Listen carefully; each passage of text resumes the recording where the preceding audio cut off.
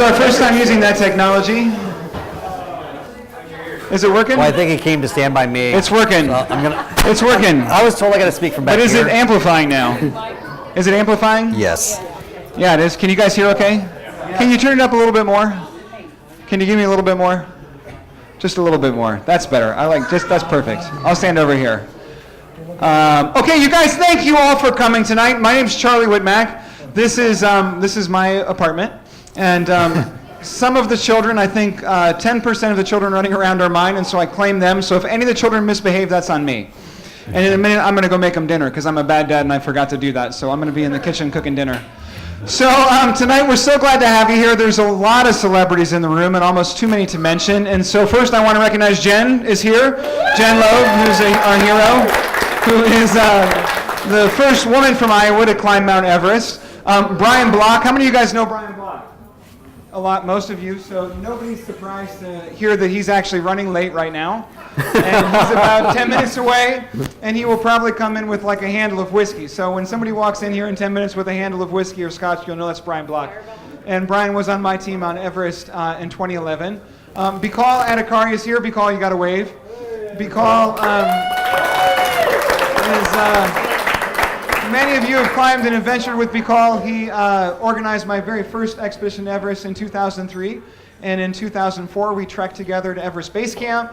And then after that, his family immigrated here to Iowa, so he's here with his two daughters, Apeksha and Anusha, so you can see them. I claim them as my children a lot of time, too. And I think this stopped, but are you getting a sound feed on the webcast? It's still working there? Okay, it's just not working there. Okay, we're good. So Bikal is here, and then we have John Anderson here, and who else am I forgetting from Everest? I think that's who we've got. And so many people here that have climbed Kilimanjaro. Okay, I'm not going to mention now. everybody here that's been on the other peaks with us because there have been so many. But in this room tonight, we have people that have done everything from, I think the first expedition that I was a part of was in 1995, which was the Ride Across America with the Stevens and the Bushmans. And I think the last expedition in this room was Mexico, probably in March, with the guys from Mexico. John Callan is here, up in the attic. And some of the others. So it's a great group. I'm so happy to have you here tonight. So the reason that we're here tonight is because when I lived out west in Colorado, when somebody did a big climb, we'd all gather at the climbing shop and hear the story. When I work in New York, I'm the lawyer for the Explorers Club, so every Monday night in Manhattan, we have a lecture like this in the library, and it's whoever's been on the last expedition. When I lived in D.C., it was at the Smithsonian Society. So I thought there's so many people here in Des Moines doing so many amazing things. Let's just start telling the stories. And it's a source of inspiration for all of us, and I know we're all part of these same journeys. So I know many of you are probably going to be sharing your stories at some point, hopefully, in this room. So thanks for being here tonight. It's the first time. We're broadcasting live on CISN Network. It's the Central Iowa Sports Network. It's on youtube.com. And so we're super psyched to have Dave and his team here to do that tonight. So thanks to those guys. The Fontenelle Supply Company, you've already checked them out. That's my buddies that are next door, so thanks to them for hosting us. And CK Wilder is the name of our expedition company, so you've seen the hats if you want to go on a climb. Coming up, I think the next trip is, what is the next trip? The Alps, we're sold out. We're going to be doing Mont Blanc, the Matterhorn, and the Eiger in August and September, the three classic North Faces in the Alps. In January, we're going down to Aconcagua for the biggest peak in the world outside of the Himalayan in Asia, about 23,000 feet there. I think we've got one or two spots there. In April, I think we've got a trip to Everest Base Camp. Next July, I think we just have one or two spots for Elbrus in Russia. And then I think now we've got a group after tonight coming together for Machu Picchu in October. So a lot of trips. So we're going to pass the book around if you want to hear more about upcoming lectures. I think they'll be about every 6 weeks or so here. Or if you want to hear about upcoming trips, just put your name down and your email address and we'll hook you up. So we'll pass this around. Questions? No opening questions. I can't believe it. Not a single question after my rambling. So here's the book. And now I'm going to turn it over to John Anderson. John's been a climbing partner of mine for many, many years. I think our first expedition was maybe to the Grand Teton? Yes. And that was a fun trip. For a while, we were taking NFL players on mountain climbing trips, which was hilarious because they were enormous. And we're not really that big of guys. So the first one was, I think what happened was the NFL commissioner actually went and climbed Mount Rainier, and he told everybody in the NFL about it. And after that, they started calling us to take them on trips. So we had a guy that was a nose guard for the guy that hikes the ball, right? You all know more about this than I do, but that's like the biggest guy on the team. And he decided he wanted to climb the Grand Teton. So it was the two of us, I think, and him. And we did it. Yeah. And it was sweet. And this guy's taught me a lot from the very first days of me being tied to a rope, and so I'm so glad to have him here. I've been trying to get him to climb Everest for many years. The first time I tried to get him to climb Everest was when I went in 2010, 2011, and I was doing a trip around the world that was called the World Triathlon, and he was activated in the military, and so as I was very selfishly riding my bike across the world and through Kyrgyzstan, I rode into Bishkek, which is the town, the Manas Air Force Base is there, and John was there working on behalf of the U.S. government and the military. You were activated, actually at war, defending our country. Yeah. And I missed out on that and I was Everest there. trip. So this guy had bigger things to do defending all of us, so I'm so glad he got to Everest, and we were so proud, Bicol and I, to be part of it, and glad to have you here tonight. Welcome home. Thank you. No, I've got a mic. Oh, you do? This guy's amazing. I've got one of these little Before he mics, so my starts, hands there's are free to beers wander. here. I'll move this bucket of beer back this way, so grab a beer. All right. Well, welcome everyone. As he said, I'm John Anderson, and I climbed a little mountain called Everest. Let's go ahead to the next slide. Okay, this was our PR thing, and you can see here on the map kind of where our camps was and the elevations, and that is the standard route. As Charlie said, originally, I was invited on his team, but that didn't quite work out right. So, okay, there's a couple things I'm going to be talking about tonight. These are things that I believe help get me up the mountain and gets me back home. Adventure. I love adventures, and for me, an adventure doesn't have a guaranteed outcome. For Everest, I prepped, I trained, we talked to people, but still, you show up there, you're not guaranteed. And then the challenge. I believe you need to challenge yourself every day.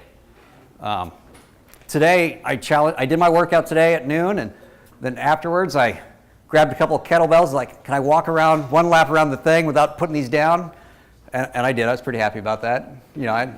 I'd taken a break since I got back from Everest. I think I deserved a little bit of a rest, And then grit. Grit plays such an important part in mountaineering because it's not always fun, but you got to have that mental fortitude to get you through. So, next slide. There we go. So this is a quick biopsy of who I am. I haven't updated that today because I had a birthday yesterday, so the age is correct. Okay, as you see, I work for the National Guard. I've been doing that for 25 years in the Guard, 20 years as a full-time technician working for them. I started climbing at B&B Mountaineering. Anybody in here even remember that gym? Okay, it was a little gym up by Ames. It later became Walnut Creek, and I believe it suffered an arson attack 5 years ago. Is that right? This is a picture of the handsome guy in the middle is me, and then the little son, this was his first multi-pitch. This is the third flat iron. He's running the computer for me. And then that's my cousin, also named John Robert Anderson, who is my partner on Everest.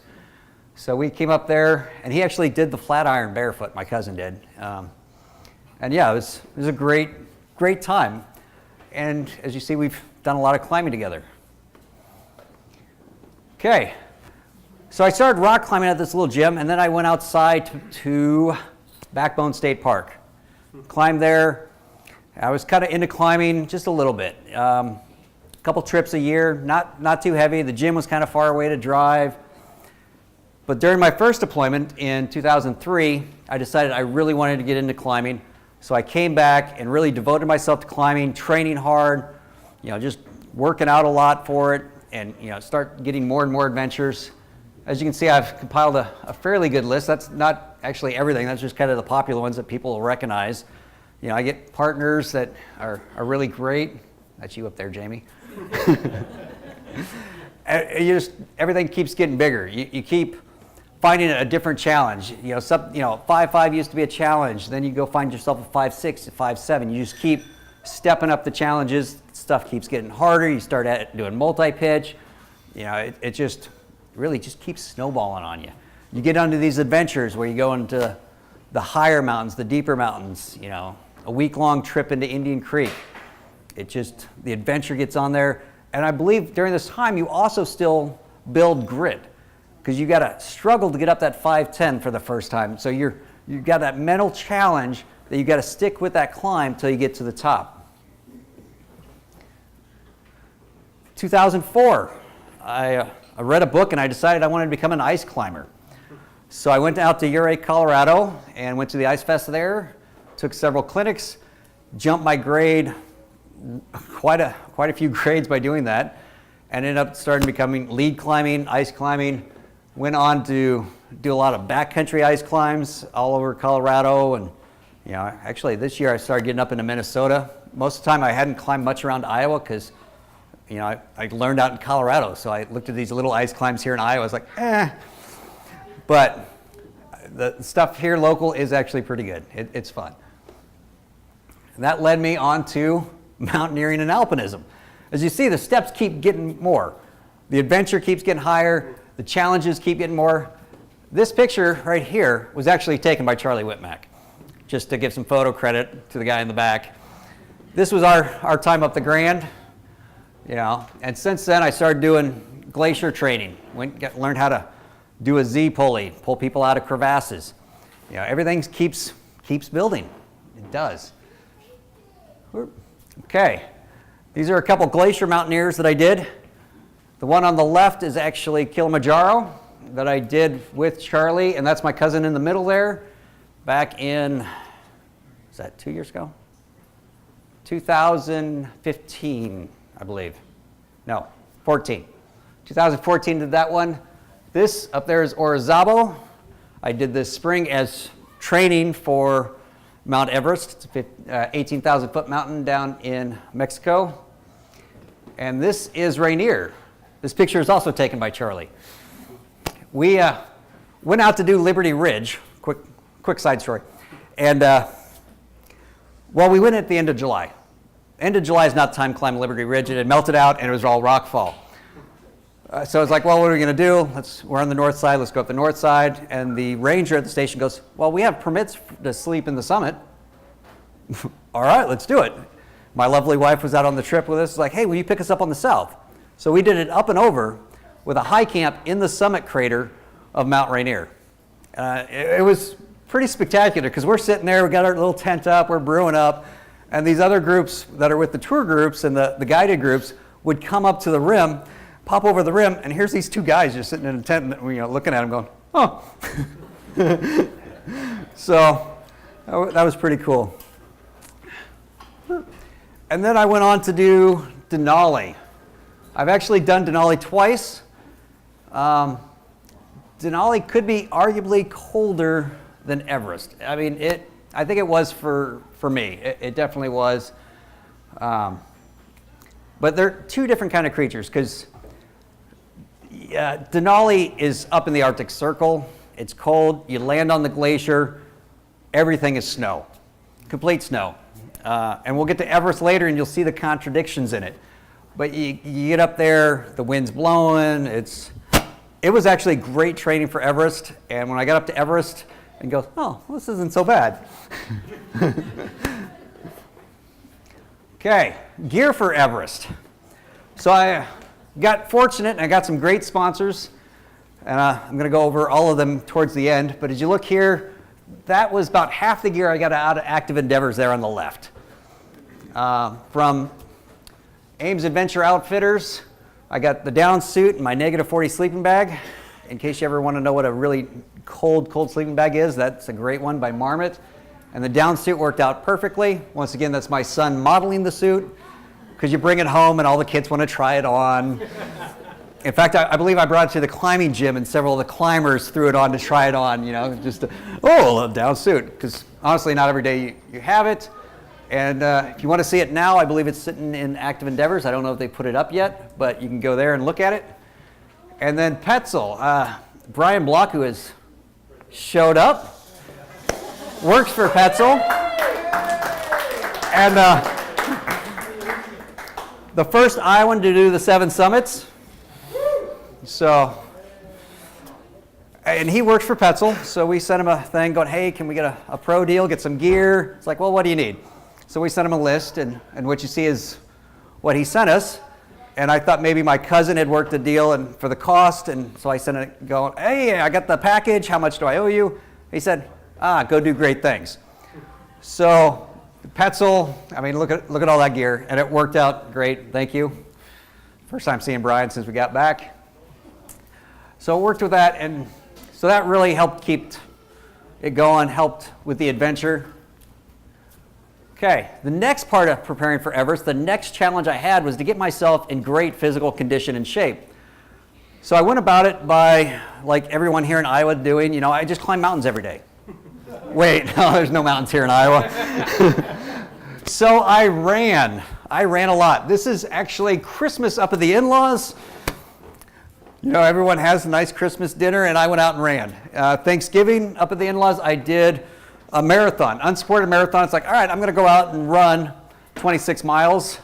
I had a kind of a general idea. I wanted to hit 3 states because they live up in Sioux City, so I can hit Iowa, South Dakota, and Nebraska all there because they got bridges. Like, had kind of a loose plan figured out. And I got about 2.5 miles into my run, and my Camelback, my only source of water because it was unsupported, sprung a leak. I realized this because my upper hips started feeling a little wet. It's like, oh, what's going on? I found the tube. It slipped down. Okay, brought it up. I'm running. It's like, I'm still getting wet. So I chugged as much water as I could, dumped the rest out. It was like, well, it's going to be a long run. I did find a little water later on, and I had brought a $20 bill. So I stopped in the gas station. It's like, hey, I need some water. And there's this wet, it's like, bill. It's like, laundry day? It's like, yeah, something like that. And so I completed the run, and I misjudged the mileage. I did 28 miles that day. But running, and I did go to the mountains. This is Mount Wheeler. One of my side projects that I do is I'm trying to hit all the high points in the U.S. And Mount Wheeler is the high point in New Mexico. And I went down there in November expecting some cold, but it was actually a really, really warm season. And so I had worn my big mountain boots. I didn't need to. But I had a great time and got up some altitude. And then also for Everest, like I said, I went to Denali. I knew Denali was cold.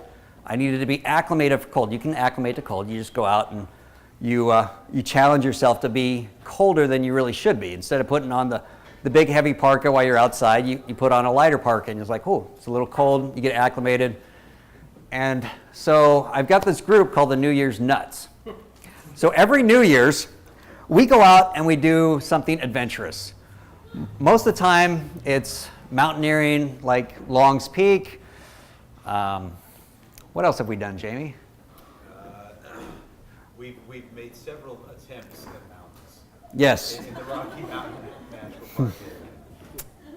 Well, this year we're going to change it up. So we went ice climbing in Minnesota, and then we went up to the Boundary Waters canoe area and do cross-country skiing and to sleep in an igloo. So that is the very first igloo I've ever built.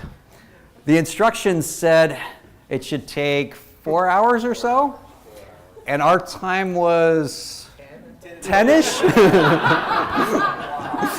But in our defense, the snow was really horrible. We punched through the ice a couple times because what we thought was a flat pasture was actually a pond. And the ice wasn't completely frozen on some of the edges, so you'd be over there getting snow, and all of a sudden you're in swamp water. So it was an adventure, And then I had brought a pair of skis, the only cross-country skis I own, some all-terrain Army mountain skis from 1968 or 67, right? So they're kind of old, and to finish off the igloo, I had planted them on the igloo and then climbed up into the bindings. They had leather strap bindings, so I could pat the roof, the cone piece on, and while I ended up ripping one of the bindings, so we duct taped it and then went skiing. We duct taped it again, went skiing, then the other binding broke. So we duct taped that, and it ripped again. And at that point, he's like, well, I'm going to ski back to the car before it breaks one more time. And then my partners went skiing a little more and then joined me later, moving at a much faster, more modern ski pace. But that's all stuff that I did as challenges to build up for the adventure for doing Everest. And then logistics and planning. So originally, like Charlie said, back in 2011, I was invited to go on his trip. Well, the the United States Army decided I needed to go on a vacation with them, so I went someplace warm and sunny instead. And then I was like, all right, well, I'll probably won't do Everest again. I kind of put it off and not really actively seeking it. And I did Denali. And then a guy called me up and said, hey, do Denali with me. I did Denali with him. And then about a year later, he called me up and said, hey, let's do Everest. It's like, all right, send me the information. I'm interested. And he sent it, and it just didn't really seem to be my style. So I was like, hey, let's go to the north side. And the rest of the group was like, nah, we're kind of set on the south. We can get trekkers. It'll be fun. It's like, okay, well, Andy had got invited, my cousin, at the same point. And I talking with him, it's like, you want to do the north side? Let's just split off and go. I'm like, all right. So I would talk to the guy here in Des Moines that I knew that had done Everest. Brian has moved out west now into better places. And Charlie says, yeah, I've got a guy. Along with about 2 pages of other advice. And the guy is Bacall. And so he hooked me up with his company, and he went through and did all the legwork, finding a logistics company. Climbalaya was the company that we hired to provide the logistics for us on the north side. A fantastic company, had no problem with it either, and I credit that all to you. Because, making the calls, he had the local connections to be able to do that for me. So that was the logistics, the plan logistics. So by having a good logistics company, I could just then focus on the previous things of getting the gear and working out.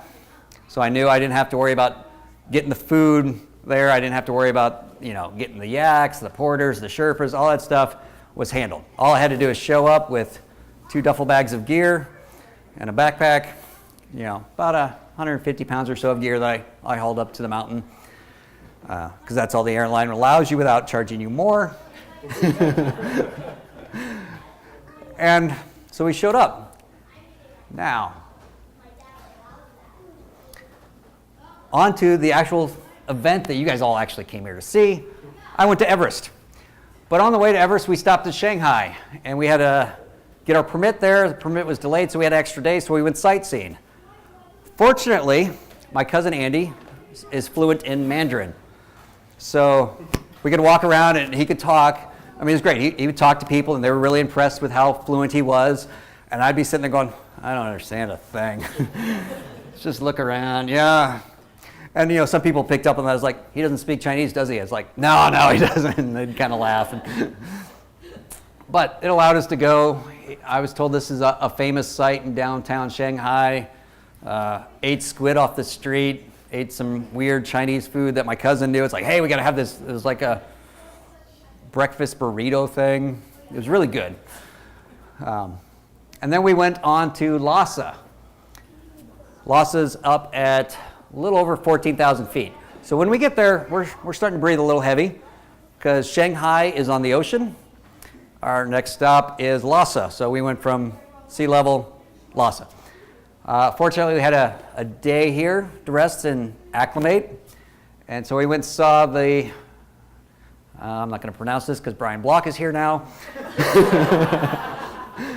And I don't know if he's got something to throw at me yet. But we went to this palace. This is where the last Dalai Lama for Tibet lived. And now it's a museum and a religious place. So it's really cool. Lhasa is a very religious place. It's a great experience. It's pretty cool. And then we bumped into this tour group, obviously other people from the US, and we start talking, find out it's a senator from Montana, I believe. And his wife there went to the University of Iowa. So it's like, oh, Iowa. It's like, so there's a little connection there, and had to make sure we got our picture taken with them, because at this point, they're still more famous than us. I think we may be more famous in certain circles now. But then we got in a minivan to go to base camp. It was a 3-day drive to base camp, slowly getting higher. They didn't really push the speed too much. So once again, base camp is 17,000 feet. We left Lhasa at 14. We're getting a little winded just walking up the stairs at the hotel. And this is a great picture of a traffic jam in Tibet that we encountered. I don't know if you can see it there, but those are all sheep. And they're just kind of herded across the road, so you'd stop and they'd eventually pass and you'd be allowed to move on. And then, like I said, Tibet, Lhasa was religious, but the whole country of Tibet is really religious in the Buddhism. You can see the prayer flags. That is actually this where you burn incense and shrines and just kind of stuff there. It's like a little religious place on the side of the road. So this is up a pass, you stop and you can go, and prayers. I'm sure if somebody was Buddhist, they'd correct me and say I'm wrong, this is something else. And then you stop at these mountain passes and you start getting these views. None of these are Everest yet. You had to go over 3 high mountain passes before you even get to Everest. And it was really neat. And this is kind of an example of what Tibet looks like. A lot of you guys have done the trek to base camp from Nepal, right? There's a few of you. And it's really green and pretty, right? Tibet is not that way. Because Nepal sucks up all the rain and the clouds, so by the time clouds get over the Himalayas, they're kind of running on empty. So it's kind of a dry desert place. A little bit of rivers down there, and they do some irrigation, but for the most part, it's kind of a high, dry desert. And they have those are, Buddhist prayer wheels, kind of walked along. We went to 3 monasteries on this trip, just kind of tourists walking around. We got to see some monks practicing for their exam. And basically there's a guy sitting down in the courtyard and another guy asking him questions, and if he gets it wrong, the guy slaps his hands, makes noise and looks sternly at him. It's like, oh, all right, well, that's kind of interesting. But evidently that was practice for the real exam, but I don't know what that was. I wasn't invited to that one. But yeah, and then this is looking at the last pass. This is our first view of Everest, way off in the distance. And I really like this picture because this shows almost all of our upper route. So the route ascends right there and heads up that ridge, and then you hang a right and go to the summit. So we got to see that, and then we dropped down into this valley and continued up on the base camp. Oh, okay, here's a couple people looking at it. That's my cousin, and then our tour guide that was supplied to us by China. Nice guy. This is the last monastery we visited at the base of base camp, and I put the name up top. And it was pretty neat. Okay, a little explanation. I don't pronounce English very well. And so, in fact, I believe I'm infamous in my mispronunciation of English. So foreign languages are even harder. All right, we've reached base camp. And with base camp, there's this yak, and at least he's sitting downstream of our water supply. This is a little creek. And this is the view of base camp. This is the Acclimatization base camp. Tents, that's the cook tent, the supply tent, that's the Sherpa dining tent, and then that's the tents that the Sherpa stayed in. I had built a little totem right outside my tent because you're at base camp quite a while and you get bored. So early on, we spent a week at base camp just kind of hiking around doing acclimatizations. And I got bored. I built rocks. I built several totems around. In fact, Sherpa come up at one point. Is like, "Do you need help?" It's like, "No, I'm just building a chair." So I built a chair out of rocks. Unfortunately, I came back down, and more people came in, and they took my rocks and used them to anchor the tents. I mean, I was pretty disappointed, but the tent didn't fly away, so that's good. Here's another view of base camp. And you notice it's pretty wide open. It's kind of a nice flat glacier basin. There's a moraine on top of it. And this was early on. And the next picture is going to show you how it looked just a couple weeks later. The bigger expeditions came in. That white tent is a giant dome tent. It actually had a ping pong table in it, a pool table. What else did they have? Foosball, a big screen projection TV. They'd watch like movies every night. We did not have that. Well, the neat thing, this is Everest Base Camp, and as I said, we took a minivan up there, right? So they take trucks up there. So to get to base camp is a road. It's not yaks hauling stuff in. It's a easy, simple road. You can take whatever you want. You know, if you want to load up extra gear, they'll throw it in the truck and it gets hauled in there. No logistics problem. We're on the south side. I believe everything comes in by yak. And so it's a much longer trek. You have to be a little bit more conservative with your gear. I don't think they have those luxuries on the south side. I don't know. They're flying helicopters now, so maybe they'll get more. But that's one of the, I believe that was the Russians. And you know, each of these is kind of a little different expedition group. And the neat thing at base camp, a couple neat things. You can see our water line there, and that's the Chinese camp behind Andy. And every camp had shore power, electricity to it. The Chinese had taken electricity all the way to base camp, so every camp had electricity. So you turn on the light, power your electronics. The Chinese had built cell towers up there. So we had 3G up at base camp. We could get online and do that stuff. That's the only camp we had 3G at, but down there you could get on, you know, Facebook. We put some posts up, that kind of stuff, that we could go, huh, look at that. We could actually call out and talk to our families if we wanted to. It really helped take the edge off base camp, because base camp, you know, it's exciting for the first couple days, but then it starts to wear on you because you're there for so long and you're acclimating, which basically means you try and move around, you go do day hikes, because you can't really breathe well at this point. I mean, just walking to the bathroom, you got winded. But base camp, some of the other amenities, yep, we'll go to this one. This is the dining tent. If you look at all those snacks. You know, we had peanut butter,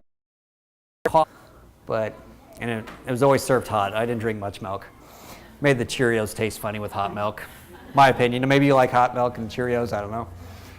But, you know, crackers, cookies. So basically, the whole point of being up there is you're trying to keep eating, because you start burning a lot more calories. Your metabolism ramps up. So you're just eating all the time. You're sitting there drinking. That's the name of the game with acclimating. Day hikes, eat, drink, relax, sit in the big chairs with the padding, play on the internet, play on your phone, read books. I read a lot of books. I brought my Nook up there, and I uploaded like 200 some books onto it. I did not make it through all of them. A lot of them I got into, I was like, oh, this book's horrible, but it was free. All right, I'll delete that one. But did a lot of reading. And then we did acclimatization hikes. This is day one.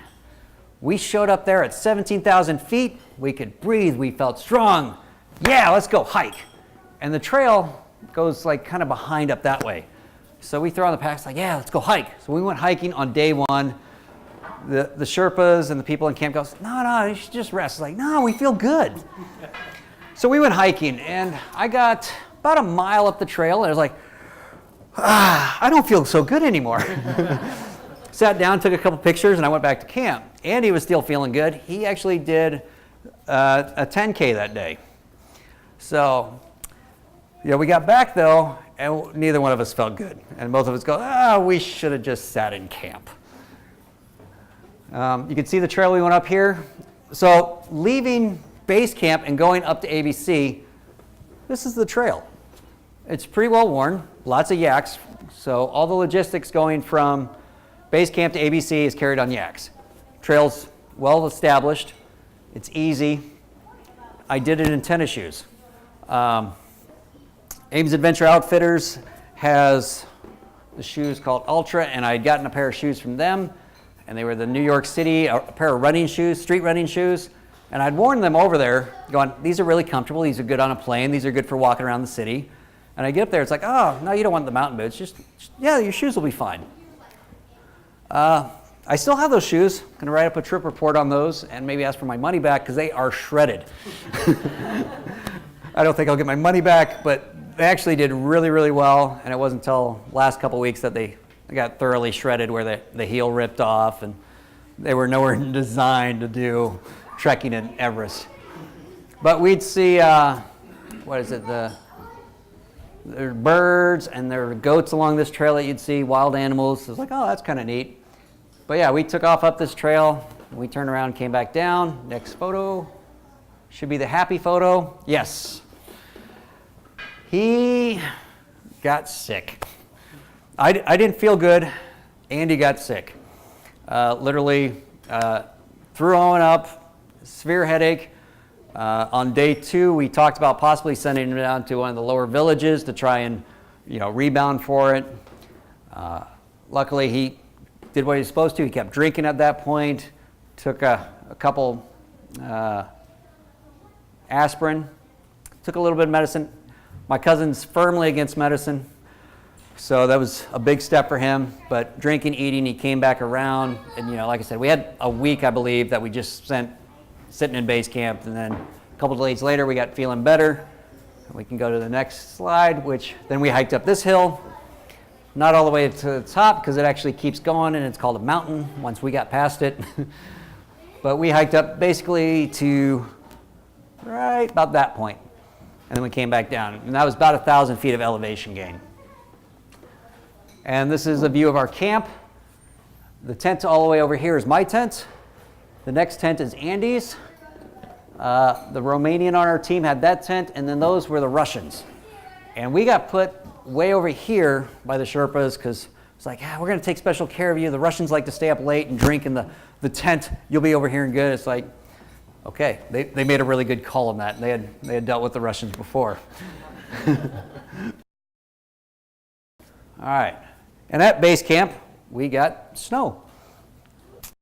And the weather, and then the sun would come out, and by noon, it was melted.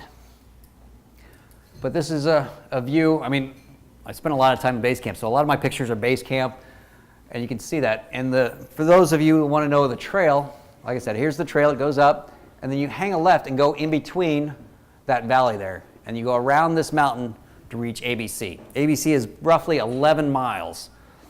So you do that you start out doing that in 2 days. By the end of the trip, you're acclimated, you're feeling strong at altitude. You no longer need that intermediate camp, and you're just doing it one day, just coming up, coming down.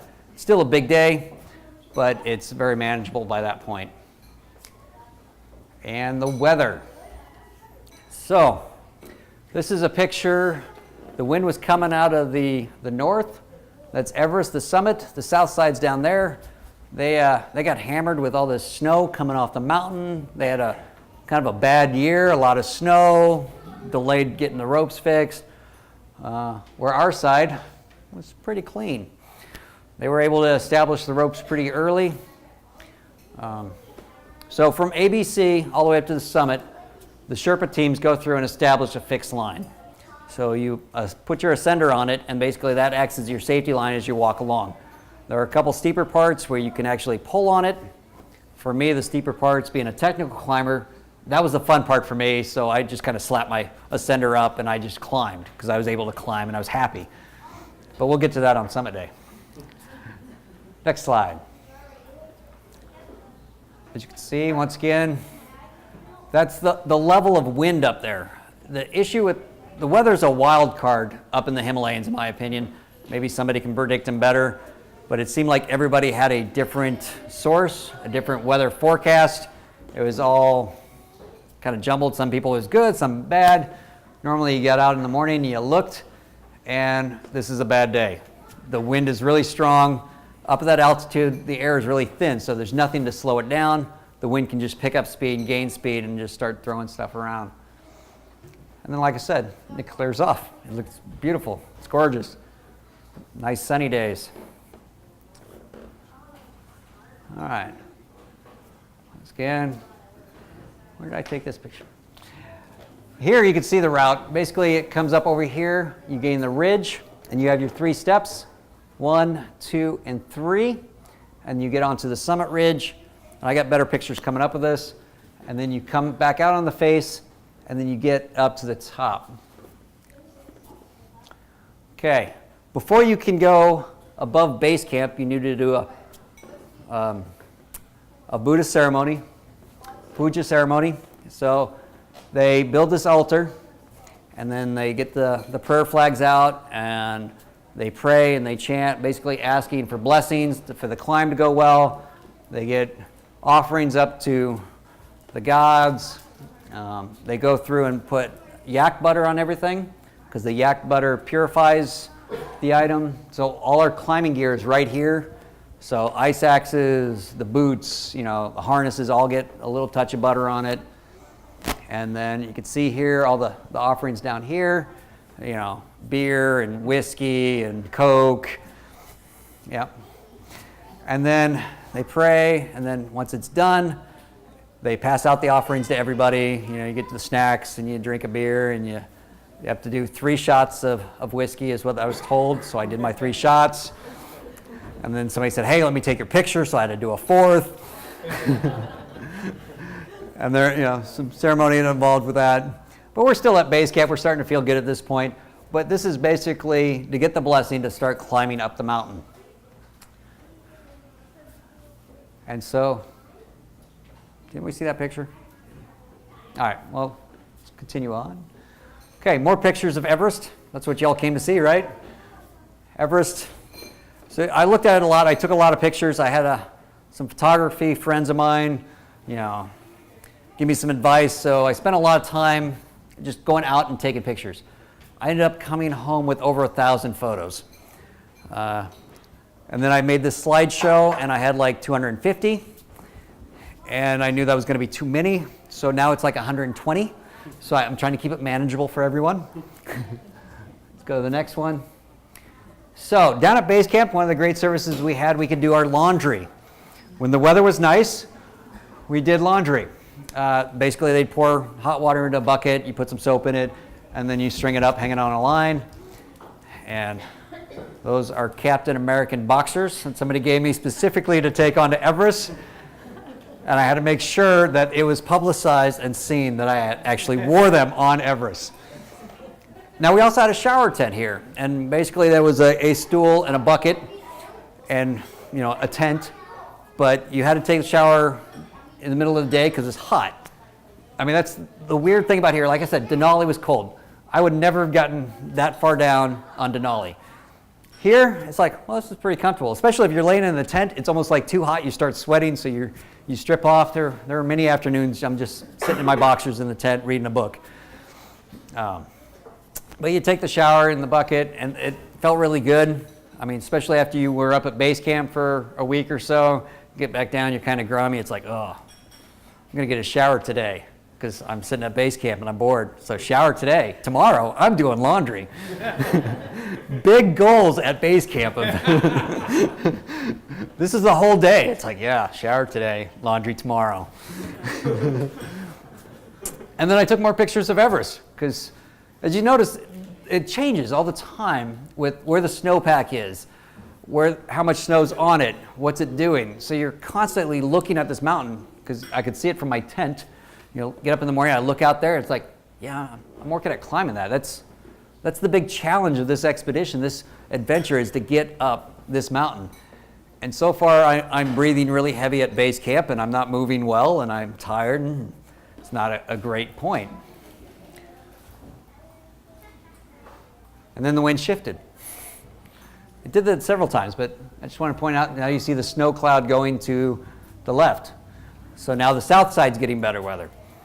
And like I said, we had internet down at base camp, so we could get online and look at the weather. And we get into mountain forecast and look it up, and it is nothing like the weather that we're having. We figured out they only forecast for the south side.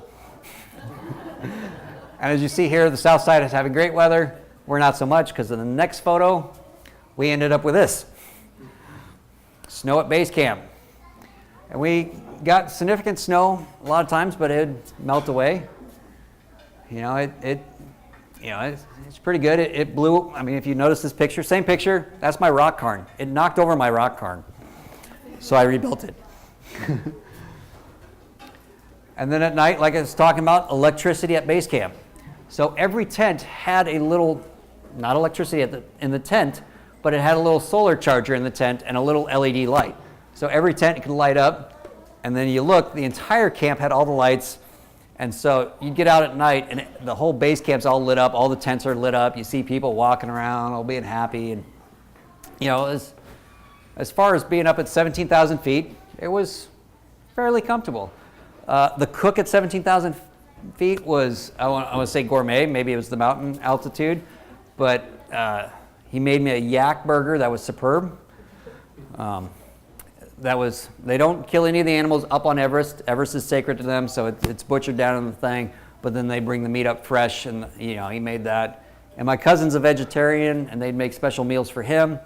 And at base camp, it was quite luxurious. I enjoyed eating at base camp.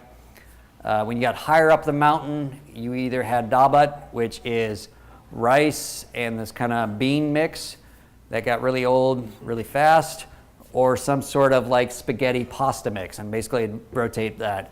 But up at ABC, it's harder to cook, so they're kind of limited on what they could prepare. And then, like I said, at base camp, I went out hiking around, you know, frozen river above base camp, you know, the mountain view, you get up high. This is actually looking down on base camp. You can see base camp over there a little bit.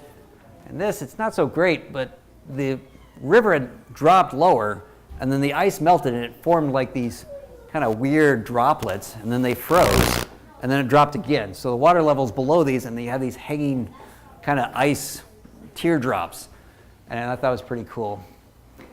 And then we had storms. As you can see here, big cloud rolls in. It's like, oh. And during the day, like I said, it was hot, you know, stripping down. And then at night, it got cold. So you know, as soon as the sun went down or clouds come over, you were throwing the layers back on just to stay warm. In the dining tents, they had propane heaters that they turn on in the evening so you could sit in there and talk and converse. And more pictures. This one down here is actually the memorial. They've got a big mound that they put all the memorials for people that have passed on Everest on the north side, except for Mallory. Mallory's got his own mound. Everybody else is on this one. Mallory's up towards where all the tourists is. Tourists are not allowed to come into base camp. They can drive up, and then the Chinese have a gate, and that's as far as you can go. And on top of that hill is where the Mallory Memorial is, and a big prayer flags. And you go up there, and every day you get out and you'd look over at it, and the thing was just full of tourists taking pictures. And I'm pretty happy they did that, to be honest, because a couple times they would drive past the gate, and they'd just come, and there's no like real boundaries that you walk up and say, hey, take my picture. Let me take a picture with you. And it's like, oh, okay, but I'm actually walking to the bathroom. But you know, it's all good. But snow. And this was in the morning, woke up to this, snapped the picture, and by noon this was all gone. I mean, literally the temperature swing up there is that great. It's just huge because you're so high up in the atmosphere, there's nothing really to stop the radiation coming down and just pounding you.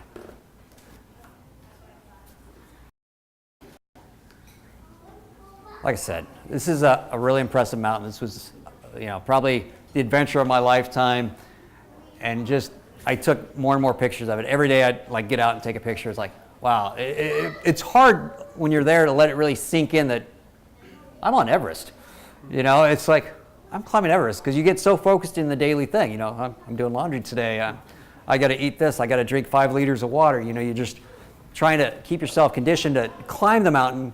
You sometimes have to stop and think, I'm on Everest. And there's a couple yaks. The yaks were very important. Like I said, from base camp to ABC, they carried the gear. We're going to get into that. So they're great. I mean, they'll wander through camp. I mean, it was kind of weird. They just kind of let them loose, and they just kind of walk around, and they'd bed down where they wanted to. And you know, the herders would come back and move them back if they wanted to. Otherwise, you know, they'd go sleep on the ice or come up right outside your tent and look at you and wonder what you are. And so I took his picture. And as I said, we moved, this is just our camp, the gear that we moved up to ABC. I'm not sure of how many yaks we had, but basically we had a big day. They went through it, loaded and weighed everything. You had a certain weight limit you could handle. We were under pretty good. But yeah, so you load it up and they carry it all up to ABC for you. That saves our backs, that saves the Sherpas' backs because they weren't running loads. Like on the south side, immediately after base camp, the Sherpas are all hauling loads. So they're going through the Khumbu ice falls, carrying these heavy loads through dangerous terrain. Here on the north side, yeah, go to the next picture. You just have these yak trains that travel the trail. And they have the right of way because they're bigger than us. There's a great video my cousin has. I don't have it on this one. He was filming the yaks with his camera, and the yak basically kind of walked right over him. In fact, the video, as he's diving out of the way. I sat a little further off the trail eating my lunch, enjoying the laughter that you all just shared with me.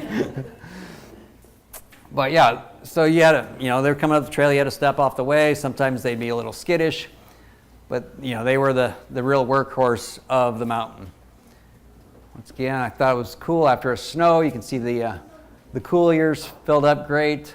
Nobody climbed those this year, and you can see the steps pretty well. There was a couple people that were going to ski these couloirs. Am I saying that right? Couloirs. But they determined that the snow wasn't in good condition, so they decided not to, and they went ski to a sub-peak. Pretty mountains. Yeah, so I took a lot of pictures. I mean, is anybody getting bored of looking at Everest yet? Because I did that for 52 days. So as you can see, here you can see the wind and the snow. A lot of these would get like these huge fields of snow, and it's just really pretty. These pictures really don't even really do it enough justice of how beautiful it is up there. Just at base camp, it's just gorgeous. And see, I told you, I rebuilt it. At one point, I had 7 of these little totems stacked around my tent, and they all topped with a red rock. And yeah.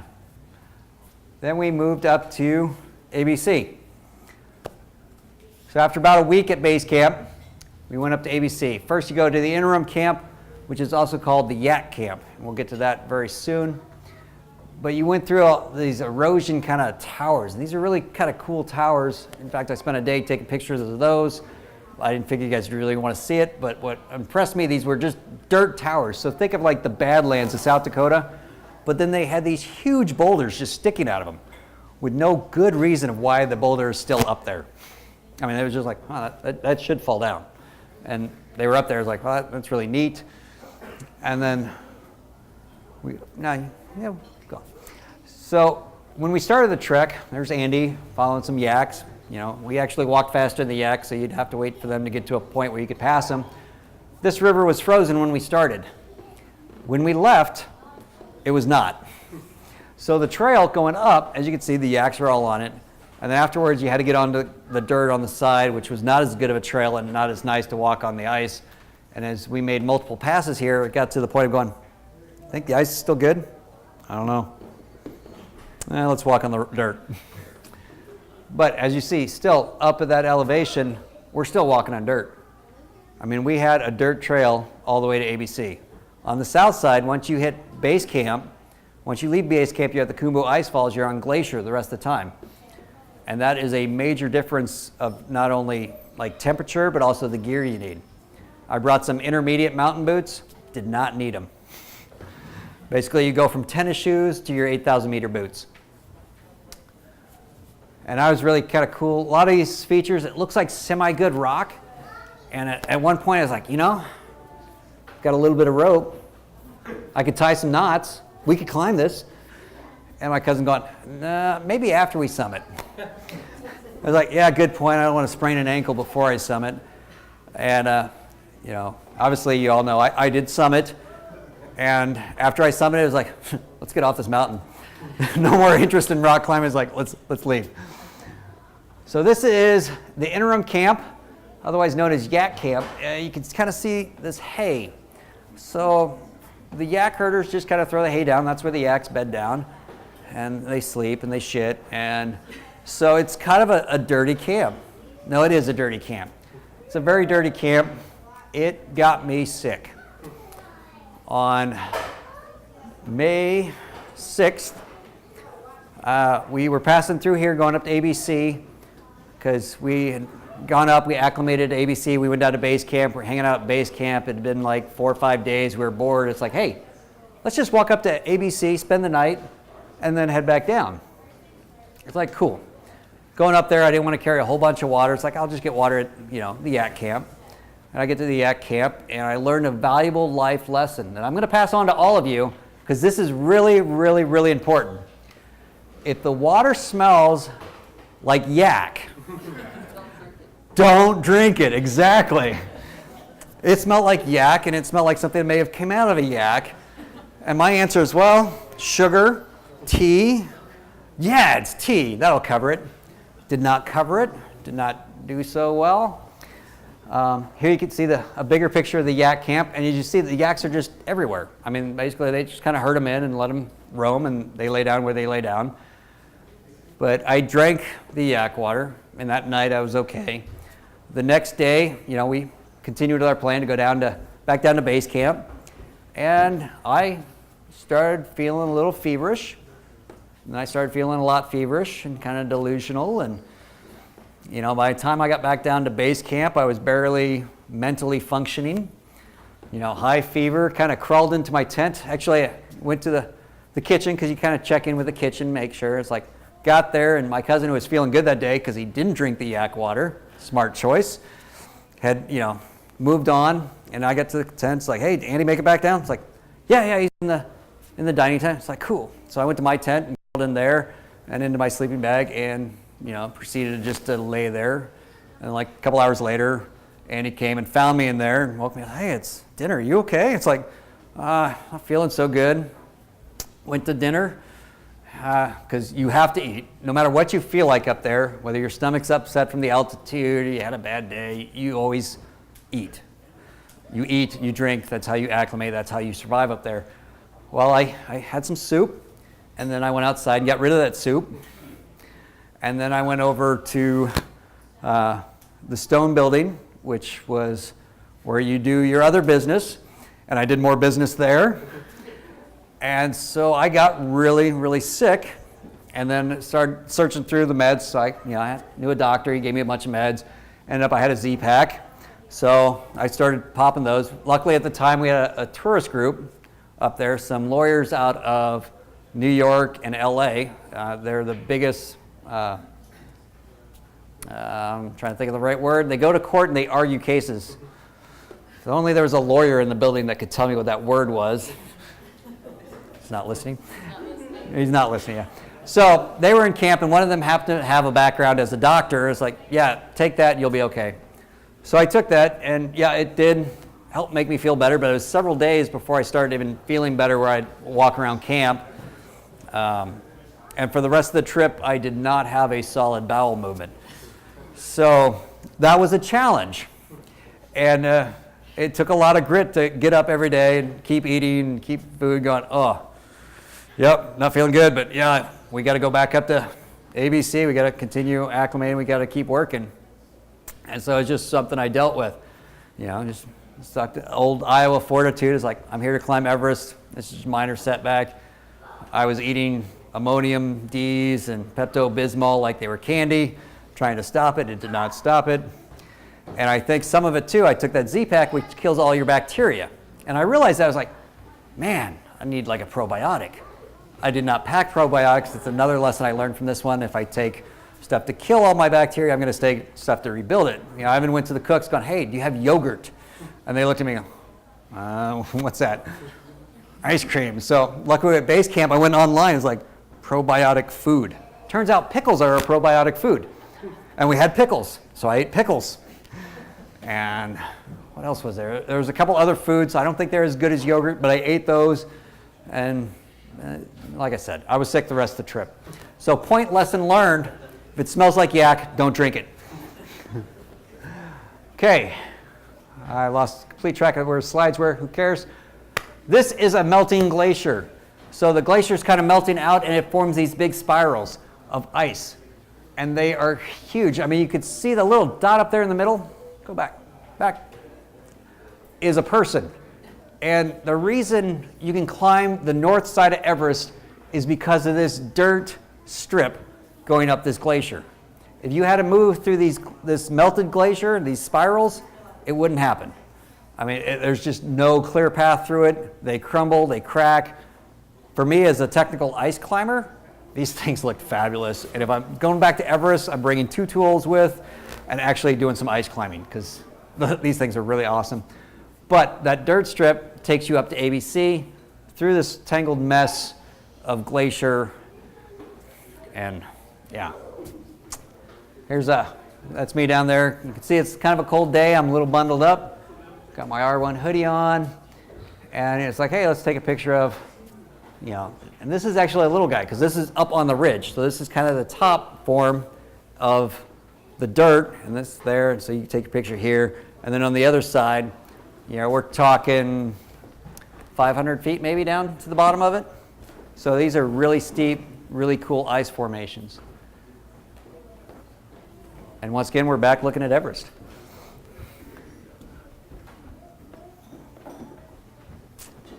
And here's me and Andy hiking up. Now on our face, you see the little thing that says buff.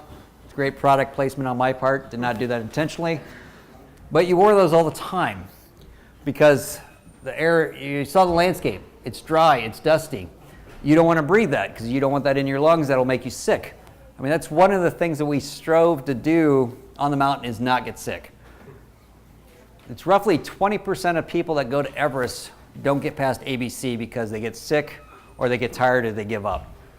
And on the north side, that was true. Talking with the Chinese liaison, it's like, yeah, we had 20 people quit, 20% quit, walked away before they ever really got started doing any of the cool climbing. But you wear the buff, you try and wear it at night. Even as you're sleeping, you have the buff on, kind of protect you. The added advantage of that is it also keeps moist. You're up there, the altitude's high, you'll dry out, you'll develop what's called the Kumbu cough, where it's just kind of this dry, raspy cough that can actually strip out the lining of your throat, which then leads to more issues. So you want to kind of breathe the moisture. So we wore those a lot. We try to wear them when we slept, but neither one of us had great success at that. We even tried, what is that? The Cold Avenger. It's this mask, and it's got this plastic thing that allows you to try and breathe with that on. And I found that just created a lot of moisture there, and I got all wet, and I didn't like that either. So I'd go to bed with that buff on and wake up. I had pulled it off in my sleep. Andy ended up getting a little bit of a cough towards the end. Because obviously we weren't all that great. We tried, we wore it. I mean, that was probably around our neck all the time. It really was, and we'd pull it up. And there's a shout out to the Iowa Wilds hockey. Because my son plays hockey now. I don't know why, but he does. And this ended up being one of my favorite hats actually up there. I wore it all the time. It had good ear flaps. It looked kind of funny with the little tails hanging off it, but it was a good hat. And here you're kind of looking back down the way we come up. So the trail comes up this rock face here, but as you can see the glacier on that side, glacier on that side, there's a glacier on this side. So all these glaciers kind of converge, and then you have this rock strip that goes up the middle of it that allows you access to ABC.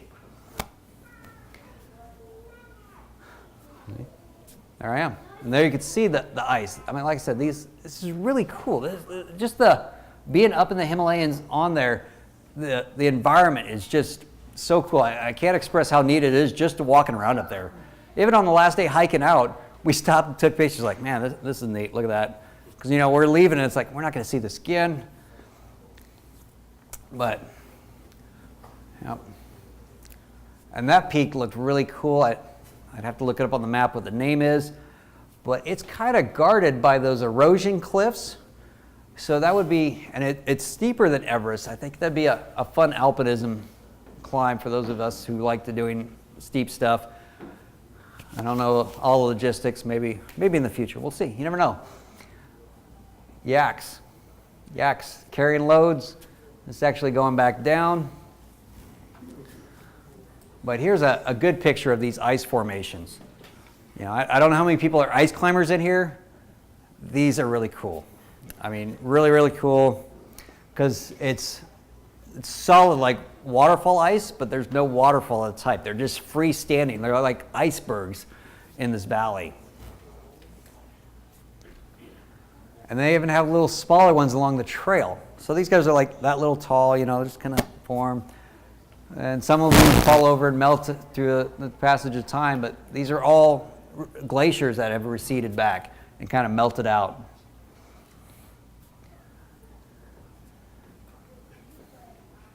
Yeah. And here's a traffic jam on the trail going up to ABC. two yak teams coming at each other. It gets all crowded. You got to step off and wait. It's a good time just to sit down, take a drink, eat some food, take a break, let them sort it out, and then you start moving again. Here's a picture of ABC. This is what the actual camp looks like. It's on this little kind of rocky ledge here. I mean, it's not bad, and then you can see the glacier down below it, and on this side over here is actually a cliff face. I believe my next picture shows that. You can see the cliff face up on top, and then the view that we had there. So once again, fabulous mountain views. Now, up here you might ask what we did for water. Well, as you see in the bottom left corner, they had a full-size pickaxe, and they went over to the glacier, and they whacked the glacier, and they filled it in sacks and brought it up to camp and melted it. And that's where we got our water from. Where at Yak Camp, there was actually a little stream in this valley that I called the ditch, because you lose almost 1,000 feet going down into it, and then you got to go back up the other side.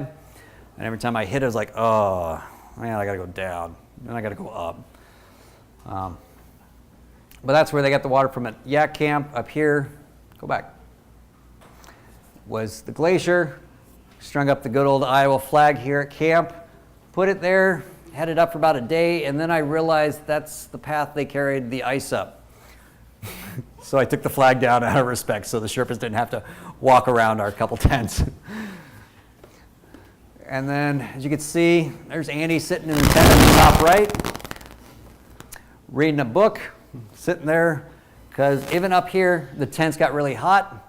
In fact, to cool off, you'd go up to the cook tent, kind of cool off there, go stand outside, let the wind strip all your body heat from you, and then you can go back in the tent and warm back up again.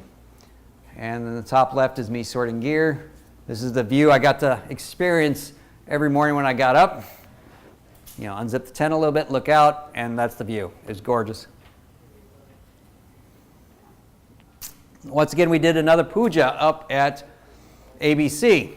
You know, get the blessings before we continued up to the North Col. So that means we're getting to the fun part, for me, of the climbing. That is the trail up to the North Col. Those little dots are people. So you start up here, you come up to there, and then you follow the ridge line and go up. This is where the fixed lines start. When we came back down, a fairly good-sized crevasse had opened up where the trail had been before. So in 4 days that we did the summit, coming back down, I was like, huh, the line's changed. Look at that crevasse. It was a fairly deep crevasse, too, and we'd been walking over it. It would get a little busy sometimes. This is actually, you know, people go up and they acclimate, they tent up there. When you're acclimating, you want to spend at least one night up at ABC. Me and Andy spent we did it at different times, because on our schedule, we went up to ABC, we had lunch, we came back down, or North Col, came back down to ABC, and the next day we're going to go up and spend the night. I got up to Crampon Point the next day, and it felt like a snake was around my lungs, just kind of squeezing me. Did not feel good at all. It was like, hey, I'm going back down to ABC. Andy went up to North Col, spent the night, no problems, no issues. And I was like, whoa. And then he came back down, we both went down to base camp, and at that point, you know, it's like, well, got into be a debate of, well, how do I get a night up there before our summit attempt? You know, trying to figure out the logistics of that, you know, get enough rest so your body recovers at, you know, base camp, you know, sitting there planning it out. And it came down that the plan was I was going to go up to ABC a day earlier on our summit attempt, or up to the North Col a day earlier on our summit attempt. That way I could acclimate there and then just continue on when the rest of the group got to us. Unfortunately, the weather didn't work out that way, and we'll get to that. Let's go to the next picture. So here we are up at the North Col, and I'll talk about, this was the day we went up and had lunch. We both looked pretty happy. Like I said, the next day I did not feel so well. Now about a week later, this is me, because we went up to try and summit the first time with a projected summit day of the 16th. Basically, on the north side, leaving base camp, you need a plan for 7 days to get to the summit. So you're guessing on the weather a week ahead of time. It was like, it'll be good. So our first attempt, we got up to ABC, and the Sherpas went, the weather's not so great. We think you should hold off. Now we had a group of 5 Russians that were with Acclimatization, and they said, no, we're good. They're going to go. And we had gone up to ABC. It was like, all right. And Andy said, all right, I'll go down. And I said, you know what? I'm going to go up to the North Pole because the weather's good today and it's supposed to be good tomorrow. And I'll get my acclimatization day in. And that's when this picture was taken. So I got my acclimatization day in. I had my little inReach device, and I got a message from Andy going, hey, go for the summit. The weather's good. Because he had already down at base camp. He had the internet. It's like, oh, it's looking good.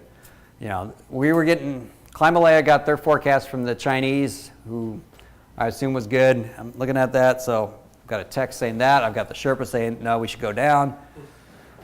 My case came down to, I paid the Sherpa, they're the local experts, and I went down to join Andy. And my thought was also, I want to summit this with my cousin. This was our challenge. This was our adventure. I want to do it with him. So I went back down, and it turns out, and as I'm walking down, I'm talking with the Sherpa, it's like they wasted their oxygen. Because once you start on oxygen, you have a finite supply of it. So once you start going on it, if you go up 2 days and the weather's horrible and you come back down, you no longer have enough bottles to continue up. Unless you manage to go and wrangle some more bottles or buy somebody else's. So once you go going, you want a really good weather window. It's like, man, they wasted their oxygen, the Russians aren't going to make it. Well, I was wrong. The Russians made it. Along with the Romanian who was with our party, but he's a dentist from Romania, and this was his 7th 8,000 meter peak. He actually started out on K2, and he has not used oxygen on any of the peaks. And he did not have Sherpa support above ABC.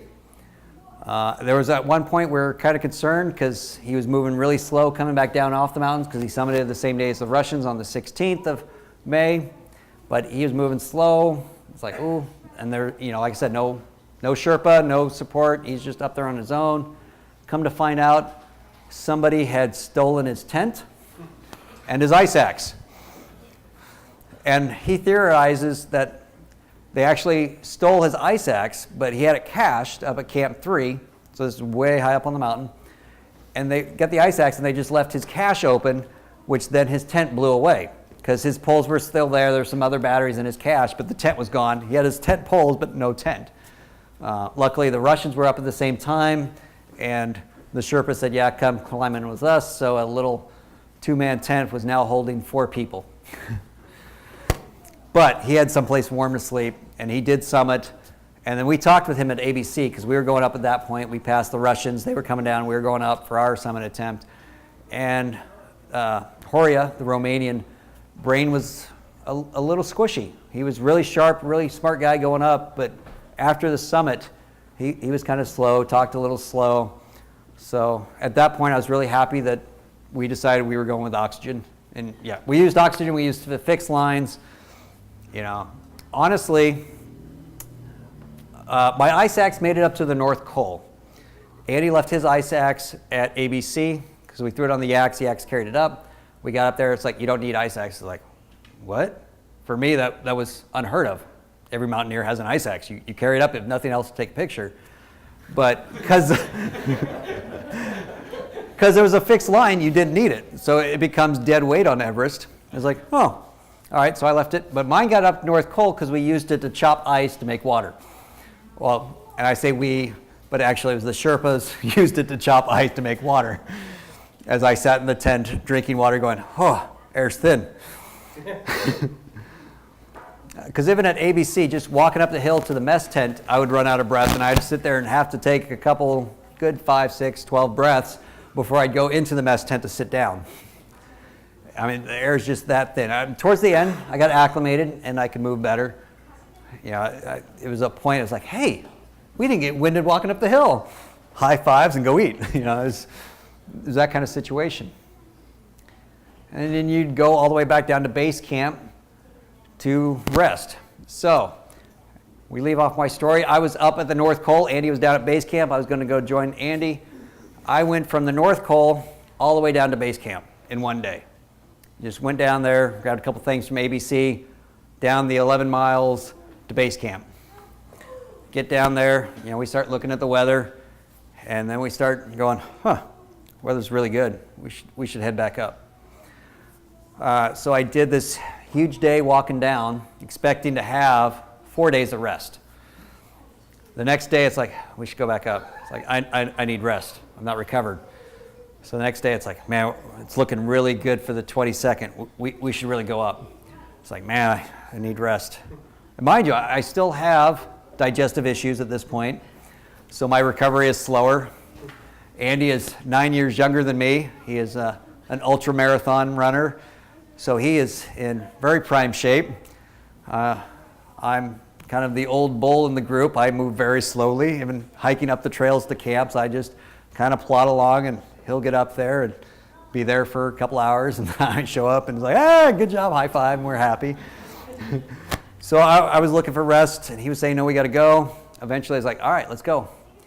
At that point, I was walking up, and mentally, I'd lost mental grip at that point. I think I even sent Leslie a text going, it's kind of a low moment. It's like, I'm not rested. I'm heading up. I'm not going to summit. But this is the best chance for us as a group to get up there and summit. If I can get him up there, even if I don't make it, if he gets up there, I'm still going to consider it a success for the group. For Islands for Everest, we made the summit. But we get up to ABC, and then we head up. As you see the crowds, you see the lines. Just to show you, that's me. Fantastic me. And we get up there, and after this day, we decided we're no longer going to be slow getting out of camp, because there were some groups here that were really slow beyond what our pace was. And it's like, no, we'll get up early, we'll get out of camp. My cousin Andy's not really a get up early, get out of camp kind of guy, so that was a good challenge for him to get packed up and get out of camp. I'm in the military, getting up early is not a problem for me, so I was like, all right. But yeah, this was a really slow day. Took some pictures. As you can see, one guy on the fixed line will kind of jam everything up. So from that point on, we were out of camp early. In fact, summit day, there was just one group that was ahead of us, and we passed, two groups ahead of us, we passed one of them and basically pushed the other group to the summit. They were really moving quick and trying to keep ahead, keep us from passing them. And we made the North Col. So this is the North Col camp. It is sheltered from the wind from the south by this big ice fall. Ice wall here, I got up there the first time, is like, really, camp's here? Isn't this thing gonna fall over? It's like, no, it's good, it's good. And you go back and look, it's the same ice wall every year. But it shelters you from the wind, makes camp nice. So next camp. And then the next day, you go up this long snowfield. It's about a 45-degree slope. And it takes you about 5 hours or so to traverse up it. And then camp is actually kind of up at the top. You have a couple 100 feet of kind of rock scrambling after that up this kind of dirt trail. If it was anywhere but Everest, you wouldn't need a rope on it, but they got fixed lines through it, which has its own challenges, because then if somebody else is on the same segment as you, and it zigs back and forth, the line zigs back and forth, so you could be wanting to go this way and the line is taking you that way. So you have to do a lot of stepping over or going under, and you're with a pack, and by this time you're on oxygen, as you see here with me. So you've got all these other complications. You've got the goggles, you've got the big suit on. This was actually a really hot day. You could tell, because if you look at the pants, see how they're kind of flared at my hips? That's because I have them unzipped, because it is too hot. The suit was too hot, so I got the pits unzipped, I've got that open, I've got the chest open. It was just hot. And we got behind this group from India, and we're going up this slope. And it became frustrating for me, because this group didn't know how to do the rest step. So all the mountaineers in here know the rest step. You take a step, you take a couple breaths. Step, breathe. And that you just continually, this monotonous walk up the mountain. Well, these people would take 5 steps and then sit there hunched over for 10 minutes. I was like, oh, come on. And at one point, I just got tired, unclipped, and walked around them, clipped back in the line, and continued up because I felt comfortable, I felt safe. And then I just started walking. And the next thing I know, I'd left like the rest of my group behind, and my Sherpa's like racing up the line to catch up with me. It's like, hey, wait. It's like, oh, I didn't realize I was going so fast, but I believe that's the day Andy made the comments. I was like, yeah, you were really on fire that day, because normally he's at the head of the line. He's much faster in the mountains than me going up the hill, and he's normally passed, and he struggled that day, and this day I felt good. And actually, once we started doing this climbing, I felt good. Down low, every time we went to interim camp, he's just blowing me out of the water. Up high in the mountain, it switched for some reason. I don't know why, but I felt good, and he wasn't feeling so good that day. Then we get up to camp, and this was my climbing Sherpa. We hired a personal climbing Sherpa to climb with us. This guy was amazing. It took all the pressure off for us. He boiled the water, made the little meal, and handed it to me to keep warm. We had dehydrated meals up at this point. This was his 13th summit of Everest. This gentleman was an amazing athlete. He smoked all the way up Everest. I am not kidding you. He would normally walk behind me, and I'd stop and look back, and he was sitting down having a smoke break. I'm like, well, I'm going to keep walking. I walk another 10 minutes, look back, he's right behind me. It's like, wow.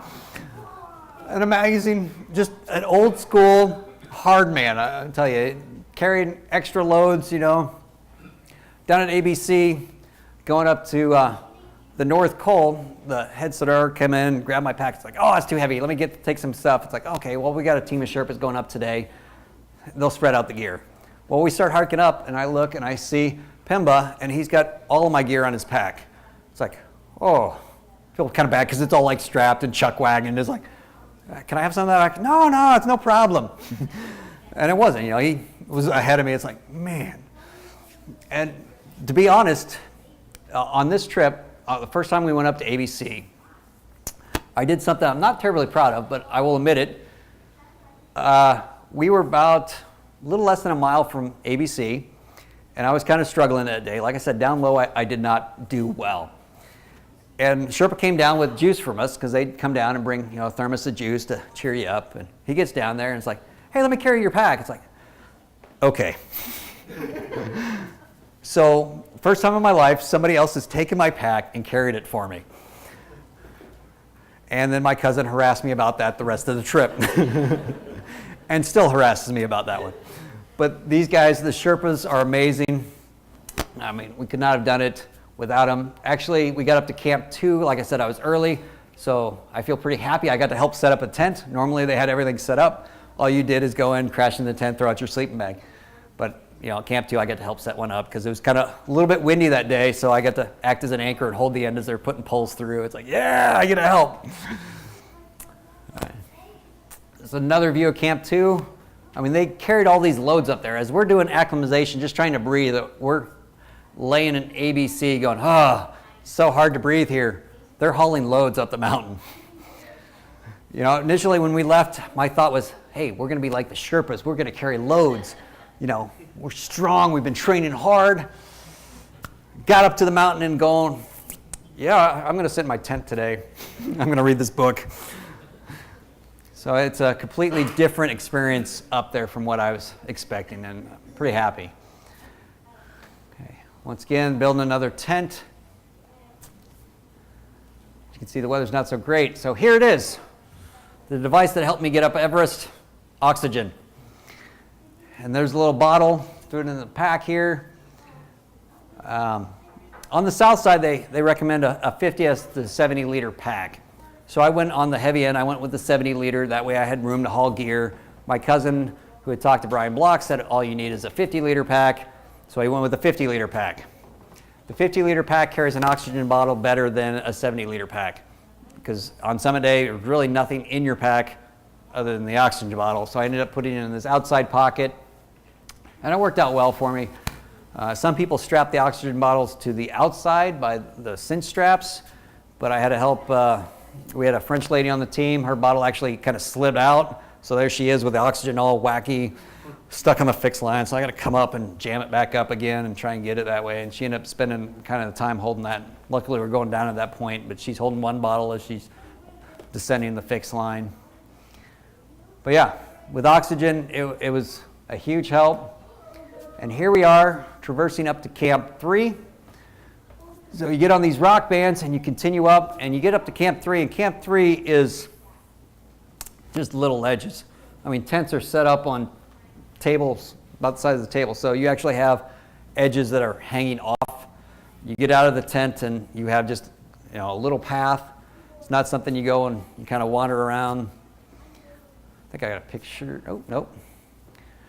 But then from Camp 3, you move on higher. This is actually a picture of the second step. I try to remember to take pictures, but at that point, I had the oxygen on, and we're going for summit day. We're moving pretty good, and so picture taking, I wasn't the best at. But I was waiting at the second step, so I took the camera out.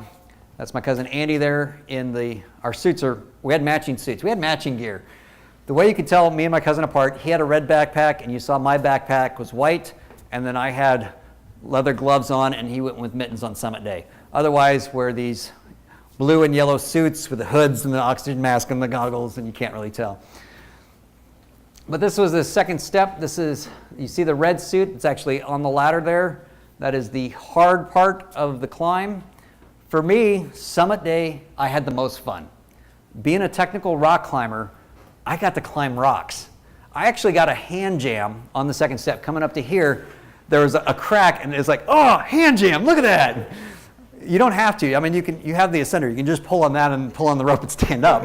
But I got a hand jam. That was pretty exciting for me. And then on the third step, you traverse up onto this arête, and it's kind of this loose arête, and it's like, oh, climbing. I'm just kicking my ascender up as I'm climbing with my hands. Other people are pulling on the ropes like, no, this is fun. So for me, summit day, rock climbing was fun. You're traversing little ledges. It was just a good time. This is the view of the summit when we hit it. If you notice, everything's black. Now we left Camp 3 at 9:40-ish in the evening. And we hit the summit at 4:15 in the morning. Sun doesn't rise until a little bit after 4:30. And the Sherpas, even knowing this, kind of tried to slow us down in the last little leg, but we moved as a team really efficiently. It was myself, my cousin Andy, and then a French woman. I forget her name. I'm a great guy that way. But that was her third summit of Everest. And it made her the first European woman to summit Everest 3 times. She has lived in Tibet for 16 years. See, I remember this, all but her name. Marion. Her name was Marion. I knew it'd come to me. Thank you. And It's a hard one to remember. yeah, a little bit. She's one of 2 people that the Chinese have authorized to live in Tibet full time. So she's now a legal resident of Tibet. 2 foreigners, I should say. I guess there's all the Tibetans that live there and the Chinese, but foreigners allowed to live in Tibet. But yeah, we got up there. This is summit. We got some summit photos that are coming up. Oh, first, this is Gutsy. I don't know if you've seen the new Smurf movies, but he was on that. He's wearing a kilt. I'm of Scottish descent. I also have a kilt. My daughter thought, hey, the Smurf's cute and fun. Take it with. So this Smurf has been to 3 of the 7 summits. And he's been on Denali twice. He's been on a lot of mountains across the U.S. and a lot of rock climbs. And basically, it's kind of the way I connect back with my daughter. I take a picture of the Smurf, normally on my phone, and send it to her. So, wherever I'm at, this guy's with me. He's pretty light. He's really little. The work had given me a little figurine, too, that I took up there. I didn't want to bore you with that, but it's off the Rudolph the Red-Nosed Reindeer movie, the little claymation one. It was actually Bumbles, the abominable snowman. Pretty fitting, it's kind of funny. But this is the Smurf on the summit. This is me and Andy on the summit with the Iowa flag.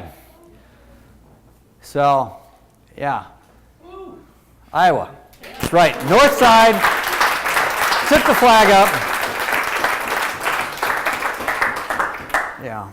As you can see, we were very fortunate. You look, see how I have my hood down? Most people can't do that. There was no wind on the summit. No wind. It was hot. On summit day, it was hot for me. You know, it was like -20. It was so hot on summit. Here's a group picture. Pimba was my Sherpa. Dawa was his Sherpa, who was also the Sadar of the group, which is the lead Sherpa, managing all the stuff. But yeah, got up there pretty happy. You know, we're kind of hanging out. We're taking pictures, waiting for the sun to come up so we could take better pictures. And the sun did come up. And Andy got some good pictures. This is the best picture I took after the sun came up. There's another one of me, but my face has been more kind of frozen and disgusting looking. But honestly, I put the camera down and I watched the sun come up. Instead of trying to capture the moment, I actually enjoyed the moment. I lived the moment. I had all these challenges of this adventure to get to the summit, and I wanted to enjoy it. So I didn't take pictures for you all, I'm sorry, but I have it permanently in my brain now of what the sunrise over the Himalayas look, how it lights up the mountains, how all the sub-mountains, you know, because it hits you first, and then it starts hitting the sub-mountains, the valleys light up. Yeah. Ooh, that reminds me. Oh, but moving on. Here are we coming down. As you can see, that's me and Andy. I'm the one without the hood up. Andy's with his hood up, matching suits. There's one other guy that had the same suit as us on the mountain. Well, go back. That is what the summit looked like. You know, when we got up there, there's 5 people. When we left, the south side started coming up. The north side group that came up behind us and the people we passed all got arriving. And you know, we were up there kind of early, so we had kind of a nice seat. We're sitting there, standing up and watching the sunrise. All of a sudden, somebody bumps me so they can go stand on the summit. Somebody bumps me the other way. It's like, wow, it's getting really crowded. Sun's up, let's leave. So that's what we're doing here. But yeah, and it got crowded. We left, and like I said, we passed people. Like I said, we didn't have ice axes, so the safety passing is basically you'd grab a hold of the other people still fixed to the line. The Sherpas who were used to this would offer you their hand. So basically you got to grab each other's hand, and that's your safety line. As you unhook from the line, you reach around them and hook back into the line. The foreigners, or you know, the people that weren't really cognitive of what was going on, you just grab a hold of their pack, whatever looked like good straps that were nice and things. You just kind of grab them, and then you just move around them, whether they're willing to or not. You know, they're sitting there sucking air. I'm moving down. I'm taking it. You know, I'm moving on past. So, and this is down climbing the rock band right after the summit. So, you know, even myself argued that Everest was not a technical climb. There's nothing hard on it. Well, I was wrong. As you can see, I mean, we got the fixed lines, but with crampons and a down suit, it's a lot more difficult than you'd think. 5'4", that's not hard. Well, it is up here. But honestly, the whole summit day, like I said, it was the funnest day for me. Now here you're looking back at the third step. We're coming down. You can kind of see the dots up top. That's the snowfield. You come down to where that little snow thing is there, and basically that's kind of a little chimney you can climb up, or you can do as my Sherpa said, climb up these rocks and get on the outside edge, and then it's just kind of a ramp. I mean, it's a slopey, chossy, nasty little ramp, but it is a ramp to get up there, and it was easier. This is where we took one of the breaks. The next picture should be curvature of the earth. For all of those who haven't been that high outside of an airplane, I'm standing on the ground. This is the curvature of the earth. Now this brings me back to what I remembered earlier. So you see the clouds.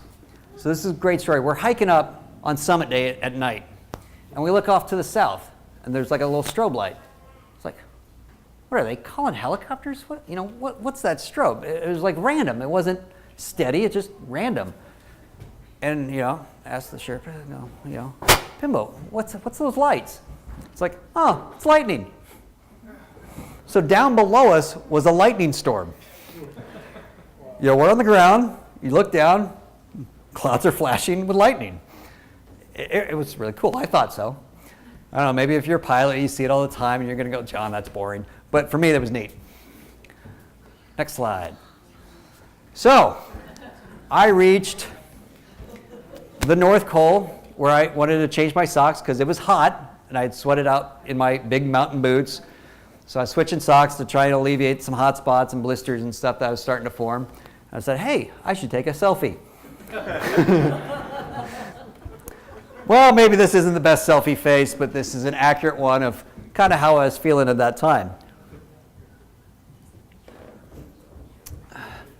And then we continued on down, and we hit ABC. So we went from Camp 3 to Summit all the way back down to ABC. We reached ABC at about 1:30 in the afternoon. We were expecting a much longer day.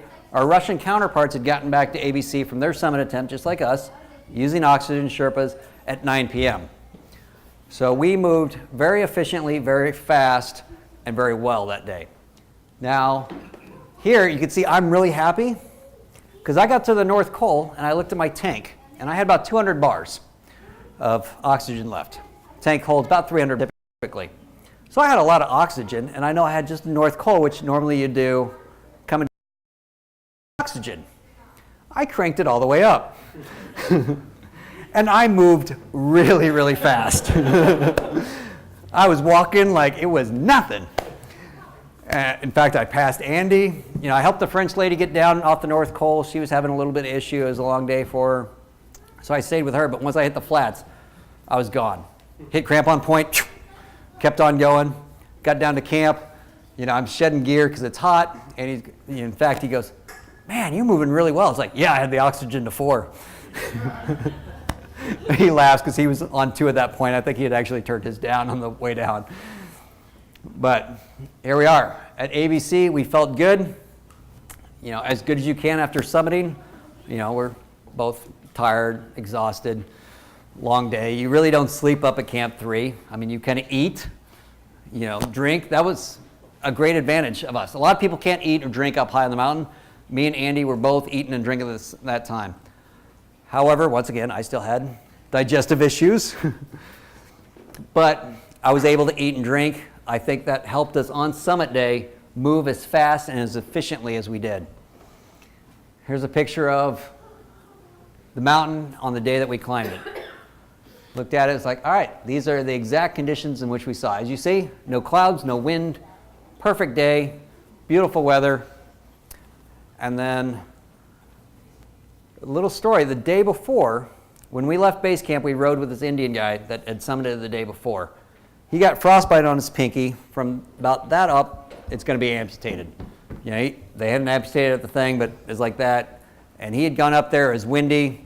He had taken his glove off to take a picture, and then he didn't come all the way down like us. He stopped at Camp 3, tired. He just didn't make the right choices. Where us, we had the great weather day. 1 day difference between frostbite and summiting I didn't even put on my high altitude mitts that day. I just had my leather black diamond work gloves, the crew gloves, not even the heavy gloves, kind of the mid gloves. It was not that, it was hot, negative 20 hot. But 1 day makes a huge difference. And here we are hiking back. Typically people take a rest day up at ABC after they summit. Andy looked over at me and said, hey, let's hike down to base camp tomorrow. All right. There's a lot of adventures with me and Andy goes like, hey, let's do this. All right. And so we're hiking down. This is yak camp again. If you remember that one photo, all this stuff over here was tents. On the way down, they had stripped everything. There's one tent left there, so you could stop and get a drink of water if you wanted. By this point, we said we were never drinking from yak camp again. And we just kept on cruising. We made it back down to base camp the next day. So that was 2 really big days, and we felt pretty worn out and sore the next day afterwards. But we were back at base camp. We could, get a shower, do our laundries, eat with a really good cook. Here we are, see? We are happy. And then they made us a cake. Yeah, they don't have an oven there. They have a stove and they have like this convection kind of thing, but they don't have like a real oven. But they made us a cake. The frosting is yak butter. It's just really special. Looks kind of like a wedding pose because they wanted us to cut it together. It's like, all right. But to be honest, it didn't really taste all that well. But we ate it. It was fantastic because at that point we're calorie deficient. We're just shoving food in there, eating, and drinking. Just so happy to be down because now all of the difficulties are done. The challenges are done. All we have to do is get home at this point. Like I said, we had talked about rock climbing, but at this point it's like, yeah, we're going home. We're a week ahead of schedule. We're going home because we had scheduled a full 2 months on the mountain to give us plenty of time for weather because weather's a huge thing. I mean, it can be good, it can be bad, it changes. So the group that we originally got the invite with on the south side did not allow for the extra time. They allowed only 6 weeks to climb it. They had this plan of doing it fast, we get it done, get in, get off. That worked against them. They ran out of time and they had to go home without the summit. So, because the weather was bad early on, and there's nothing you can do about it if you don't give yourself the time to do it. So, we raced to get home. As you notice, I have a beard in this. I've worked, as I said, for the military for 20 years. I've never had a time to actually grow out a beard, so I did not shave this entire trip. And I have a pretty nice damn beard, I gotta say. It's really white. I didn't expect that, and that's the longest my hair has been since I was 17. Yeah. Felt like it. So, the number game. This is what everyone numbers. I typically don't wear a watch. Even when I'm training, like doing training runs, I don't wear watches because I don't care. I'm just running. So the North Ridge route, you gain 12,000 feet of elevation over 22 miles approximately. The route varies from day to day. So it is longer than the south route, not counting the approach hike into base camp. Here's the, go back. Here are the camps that we stayed at, along with the altitudes that they're at, and then the total days spent at each camp. As you can see, we spent a lot of time at base camp. We spent a lot of time at advanced base camp, ABC. Interim camp, 3 days. It wasn't a great camp. The food wasn't good. The water was horrible. We didn't spend time there. And then you hit North Col, you have your acclimatization day, and then your summit day. You go up there. Camp 2, you just spend the night. Camp 3, we spent maybe 7 hours there. We got there shortly after noon, and basically the name of the game there, eat, drink, try and sleep, because it's hot there. I actually had to strip off the down suit. It was warm in the tent. And then I'm trying to sleep. I didn't even bring up my sleeping bag to Camp 3. I just had my mat, kind of laid that out, kind of laid there. And as the sun went down, it started getting colder, so the down suit came on and zipped up, and then my boots came back on, And by 9 o'clock, I was like, all right, let's go. And 9:40, we finally got out of camp. Okay, the trip dates. Oh, no, that is not right. Sorry. It's supposed to be May. So we had 42 days on the mountain, 52 days total. And there you can see we summited on the 22nd. We got back to ABC by 1:30 in the afternoon. The cost of this trip is approximately a new truck. Personally, I think saying I summited Everest is better than saying, hey, I have a new truck. And then total, we had about 250 pounds of personal gear. Himalaya team, which has 2 Iowans, obviously the Iowans for Everest group. 5 Russians, that was led by a man named Victor. He has summited Everest 5 times now by 3 different routes, along with going to both of the poles. And his team, he was kind of the guide for that group. His team on day about 5 put an alcohol restriction on him because he was drinking all of their alcohol. We had the one Romanian, Horia, and then the 1 French lady. We had 8 climbing Sherpas on the team, and then 3 cooks, and then 3 cook boys. And this was the entire Himalaya team. So it was a small team, which gave us advantage of being very agile. We didn't have a whole bunch of groups we had to mess with. And in fact, on summit day, when it was just Marion, Andy, and I, That's one of the reasons we were so efficient. We had 6 people. We could pass the other teams. We didn't have to wait for other people to catch up. We were able just to keep that steady beat moving and moving. Uh-oh. That's all right. Hit next. We'll be okay. So, part of the thing that we did, we're raising awareness for veterans and PSTD. We did several activities. We took them out rock climbing. We took them to climb Iowa to go rock climbing. We took them up to Backbone, snowshoeing in the winter. They had a really great time with that because we rented a cabin and it started snowing, so it was like this winter wonderland, and then we went out hiking around Backbone. So it was just a great time. That's a picture from Climb Iowa when we went there. And then that, here are, yep, go ahead. My sponsors. That's my family. That's the, when I first did Long's Peak, this picture was taken the day before. The little baby sitting in my lap is that young gentleman over there now. Active Endeavors, huge supporter. They supplied me with all my Patagonia gear and my backpack. I mean, I went in and talked with them, and they're just a fantastic. They're a great shop here out on University. Like I said, if you want to see my suit, it's there in the entryway, right next to Charlie's. So yeah. So they have the north side suit and the south side suit. And then Ames Adventure Outfitters. I'm an athlete ambassador for them, great sponsor. They helped me get all my Marmot gear. It's fantastic. Friends and family supporters. John and his group, I got to say the name right, they gave me chapstick. Prairie Land Herbs, thank you. Climb Iowa helped us with the Iowans for Everest veterans groups. I'm trying to think. Petzl. That's right, good support out of Petzl. I thought we were going to have to pay for it, but it was free. Thank you again. Am I forgetting anybody? Okay, next slide. So, this has been a speech I read a long time ago, and I have it at my desk. This is a very important thing for me, and I try and live my life by this. And this is me happy climbing again. You can see the gloves. But Teddy Roosevelt, probably my favorite president, did a lot of great things for conservationists and naturalists. There's some truth in this. I mean, you've got, it won't go any further. This is the last slide, I believe. When you do big mountains like this, you have all these challenges.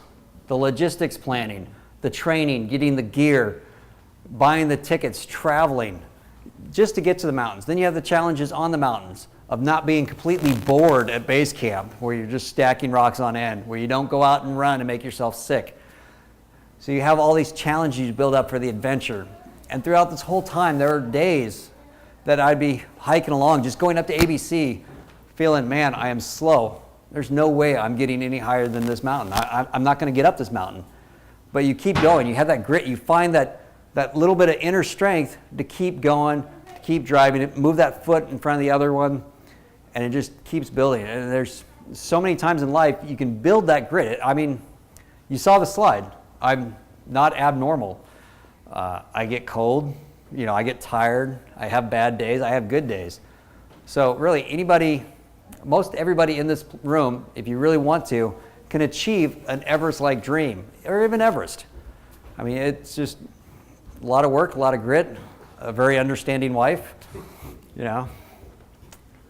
But, you don't know what it is, and this is kind of almost an apology for me, because early in my climbing career, when I was just a rock climber, I saw Everest, and it was like, Everest, there's no climbing on Everest, it's just a walk. Everest isn't a walk. It's a challenge. So, credit belongs to the guy actually doing it, but everybody can do it. Everybody can have a challenge that they want to accept and step up to and overcome. And it may turn out to be a great adventure. That's the last slide, right? Yep. See? We're not running out of batteries. All right. I have received 63 text messages, and there's only 57 people here from people that have to go to the bathroom. So here is the story. There's a bathroom there. And there are 3 bathrooms downstairs at any of the restaurants, and just tell them Charlie sent you. So you can use any of those or the one here. So I know some people have to go to the bathroom. So let's take like a minute, and anybody that has to break and hit the bathroom can do that, and then we'll take some questions. Yeah, absolutely. All right? But yeah, this is a great, mountaineering and climbing, it's an old history. The British mountaineers started doing this all the way back when Mallory and Irving were trying to climb Everest back in the 20s. And the big part was we didn't have Google or the internet then, so when people went out into the world, they came back and they told the stories of what they saw. So we'd love to be able to continue that tradition tonight. It's different than a motivational talk. It's a story that's more encyclopedic. I tried to make it technical, entertaining. so we appreciate that. It's been wonderful. Anybody have a question? Yeah. I watched you on the InReach device Yeah, on the Summit InReach Day. device, yep. And so I remember watching right as you were going up to the summit. The route is different than when you went down. Did you cut a switchback on the way down, or was it just a weird thing? Do you know Just what a I'm weird talking thing with about? the satellite. Yeah. Like if you look at when we went up to ABC the first time, it looked like we went way up this mountain, and the next we were back on trail. So sometimes the satellite signal, especially in the valleys, would get a weird bounce to them, and it would make it look like we were somewhere weird. But no, there's one trail, there's a fixed line. We pretty much stayed on it. The French lady once took a step off it, and I had to tug on the line to keep her from falling any further. And then she stepped back up onto it, but that's the most deviation from the trail that we did as a group. Yeah, sometimes the satellite phone is hard because the satellites only have limited communication, so you get like a 3-minute phone call and then you lose the satellite. So yeah, you got to say your I love yous first. Another question? No, well, hang out, you guys. Hang out if you want to ask questions. John's going to hang around a little bit. If you want to go have another drink, you can have one drink here. If you want to have more than that, you can go to the Republic next door. And Dave Mabel is giving us hand signals, which we do not understand. 4 other islands in Summit. Oh, you want to get a photo or something? We'll get up there. All right, Brian made it. So Brian, welcome. We talked about you before you came. And Jen, we also talked. So yeah, come on up. Come on up. You guys got anything you want to add? Not really. He covered it. You got anything you want to add? We're gonna get Brian back for the 7 Summits story. He has a great story about the 7 Summits, and we'll do that. Nicely done. All right, you guys all get together. You have a camera? The only one drink. No, I put my beer down. I was gonna say, hey.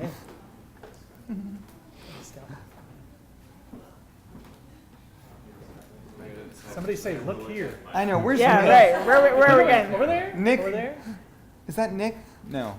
We're looking at that one. Nick's gone. Nick left. Nick had to go to the bathroom. Look, Santa.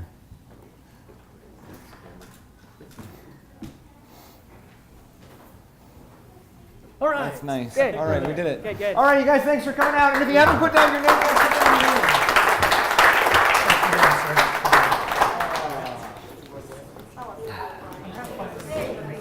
Brian, you remember Shereen, don't you? She was at base camp when we were there. I was gonna say, Yeah.